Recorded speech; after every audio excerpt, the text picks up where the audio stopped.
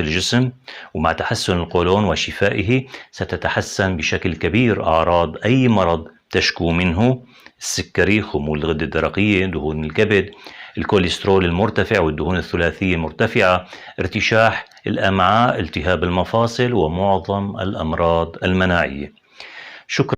من المفيد اتباع صيام متقطع 16 إلى 18 ساعة للتخلص من التهاب القولون.